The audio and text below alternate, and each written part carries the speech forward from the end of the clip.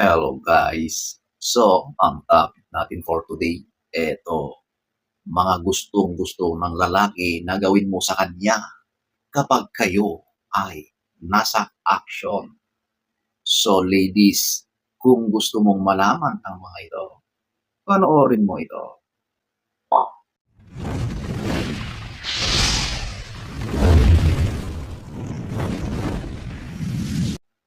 So, wag na tayong magpaligoy-ligoy. Number one, eto yung pagpapakita ng interest or ito yung pagpapakita mo ng pag-asa. Okay? So ladies, alam nyo, wala nang ibang mas nagdadagdag sa gana ng lalaki or para ma-trigger mo yung mood niya, kundi yung nakikita niya sa iyo na gustong-gusto mo rin na gawin ang bagay na yon. Okay? Kaya ladies, kapag nakakaramdam kayo ng gustong-gusto niyo yung action, ipakita niyo sa partner niyo, iparamdam niyo para malaman niya. Ang mga lalaki kapag ganyan, sigurado na pagbibigyan ka niyan. Ang mga lalaki ay marurupok yan.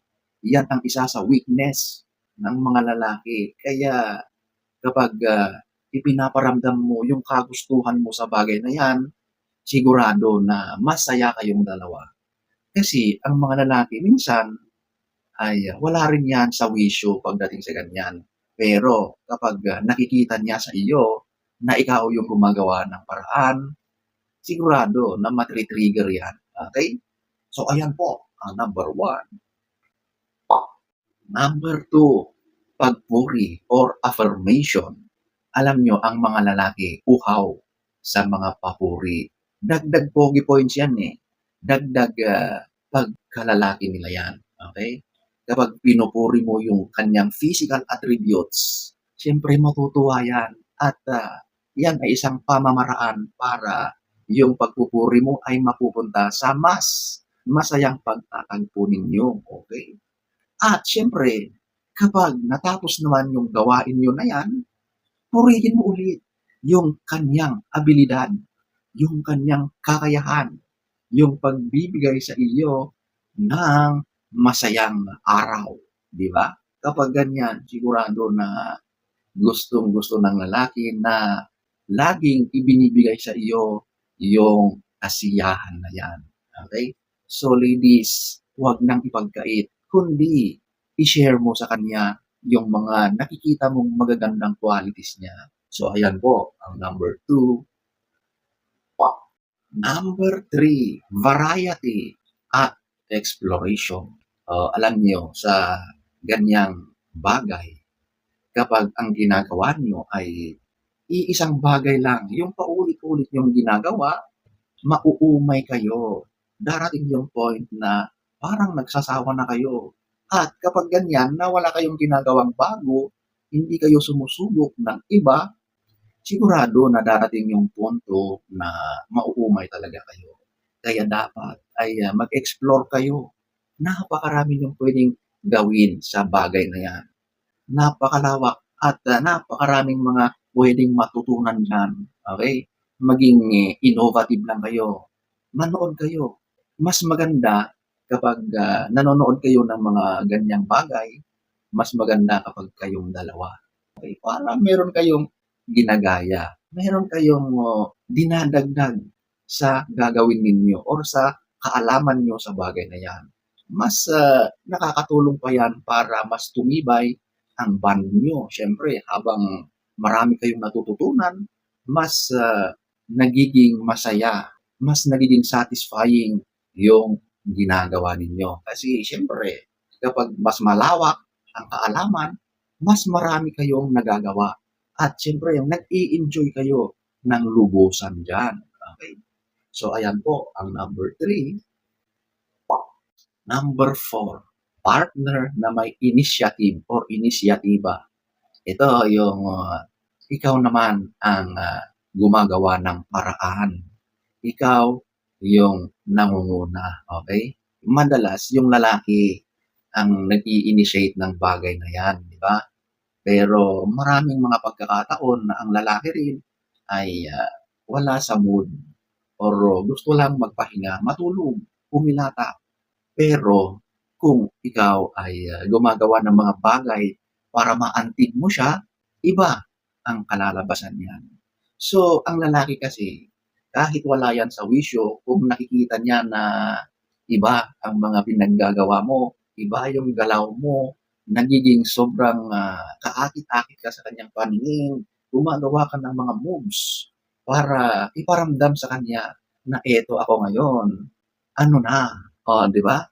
Tuksuhin mo siya paminsan-minsan at sigurado na hindi ka magsisisi sa iyong ginagawa. Kapag nakita ka sa ganyang ginagawa mo, sa kaayusan mo, sigurado na pagbibigyan ka niyan, ibibigay niya yung kagustuhan mo. Kasi ang lalaki, madaling magbago ang kanyang mood, depende sa kanyang mga nakita. Number 4. Number 5, ito yung laro. Laruin mo or kapag ginagawa nyo rin yung laging ginagawa ng lalaki sa iyo kapag kayo ay umpisa pa lang na gawin ang bagay na yan, sigurado na matutuwa ng lubusan ang lalaki. Di ba? Siya lagi ang gumagawa niyan sa iyo. Kapag kayo pa lang ay nag-uumpisa, nagpapainit, okay? Ngayon, gawin mo rin sa kanya. Or, sabay kayo. Kaya ladies, laruin mo rin siya pabalik. At sigurado na ibang-iba ang mangyayari kapag ganyan ang ginagawa mo. Mas makikita mo na yung lalaki ay sobrang mas nagiging ganado, di ba? Talagang kakaibang action ang mangyayari sa inyong dalawa kapag ikaw ay ginagawa mo rin yung part mo bilang kapareha. So ayan po ang number 5. Number 6, surprises. So, surpresahin mo yung kapareha mo. Paminsan-minsan, yung hindi niya ine-expect ang bagay na yan, ipaparanas mo at ipaparamdam mo sa kanya, di ba? Minsan, kapag nakita mo siya na nanonood lang ng TV, nakarelax lang siya doon, aba, tabihan mo siya. Gawin mo yung mga alam mo na siguradong bibigay siya. Pwede mong umupo o kumandong agad sa kanya. At siyempre, lambingin mo siya. Or, kapag nandoon lang siya, bigla kang dumaan sa harap niya na ready na or nakasuot ka na ng alam mo na sigurado kapag nakita ka sa kaayusan na yan, ay manlalaki ang mata niya. Magigising ang kanyang diwa. Sigurado na magigising mo yung natutulog niyang damdamin. Okay, so sorpresahin mo siya. Number 6. Number 7, ilabas mo yung nararamdaman mo. Maging maingay ka. Ilabas mo yung tunay na pakiramdam mo. Huwag mong pigilan. Kasi yung mga ganyang tunog or yung pusang lumalabas sa bibig mo, sobrang nakakadagdag yan ng gana sa partner mo. Siyempre, kapag ganoon, nararamdaman niya na naibibigay niya yung kasiyahan sa iyo. Okay? Kaya yung tunay na nararamdaman mo, huwag mong pigilan. Sige lang, go with the flow. Ilabas mo. Sumigaw ka, umungol ka. Lahat yan ay kasama sa ginagawa nyo. Mas nakakadagdag pa nga yan ng kakaibang pakiramdam. Yung excitement na namamagitan sa inyong dalawa ay sobrang tataas yan. Okay? Na mas lalong pag-iigihan pa ng lalaki ang kanyang ginagawa. Number 7. So, yan po ang ilan lamang sa maraming gusto ng lalaki na gawin mo sa kanya kapag kayo ay nasa action or S. So, sana ay nagustuhan niyo ang ating topic for today. Next story time. Don't forget to subscribe.